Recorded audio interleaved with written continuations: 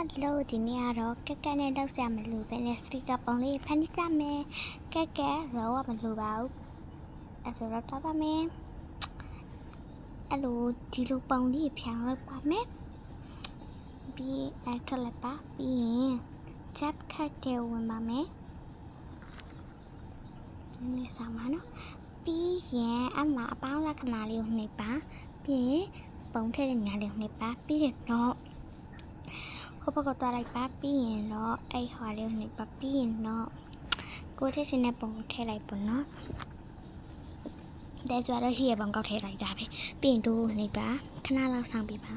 ပြီးလို့ရှိရင်စတေကာပုံကတော့ငါလေးဘယ်ရစတေကာ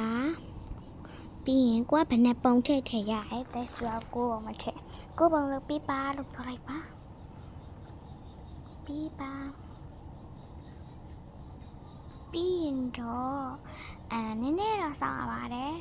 ဒီနေရာမှာနည်းနည်းလေးတီးခံဖို့လိုပါတယ်နော်ဒါဆိုတာအဲ့လေးထောက်ပြရတယ်ပေါ့တော့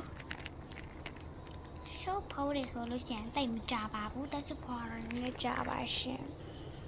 ပြောတာရှင်ဒီအကောင့် 1K ပြည့်လို့ရှိရင် live 1K ပြည့်လို့ရှိရင်comment ထဲမှာ fat လို့ရေးတဲ့သူနဲ့တော်လေးအကုန်တက်စုတင်နေမဲ့အကုန် 1K အကုန်လုံးပြည့်လို့ရှိရင်ပေါ့နော်တက်စုကဟိုချင်းနကိုပြည့်တက်တော့ပေါ့နော်တေကအပေါကိုရန်လောက်ထားတဲ့ကုရှိနဲ့ blind box size ကိုပေးပါမယ်ဖြစ်ပါတယ်အဲ့ဒါကိုတောင်းရရွေးချယ်မှာပါနော်အဲ့ဒါကဘယ်နှစ်မှရွေးချယ်မလဲဆိုတော့ခုကမေလာရောက်ပါပြီဆိုမေလ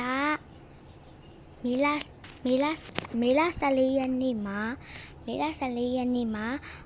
ပါပါတယ်အဲ့ဒီရွေးချယ်မှာပဲဖြစ်ပါတယ်ကဲဆိုတော့ဒီမှာရလာပါပြီနော်အဲ့ဆိုရင်တော့ download ကိုနှိပ်ပါပြီးရင်တော့ရပါပြီအဲ့ဒီမှာကိုကရပါပြီနော်ပြီး pro ကိုနှိပ်ပါ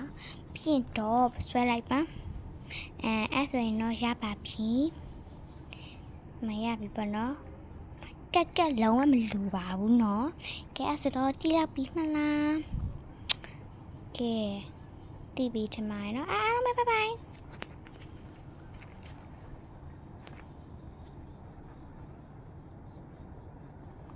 ဘာတော့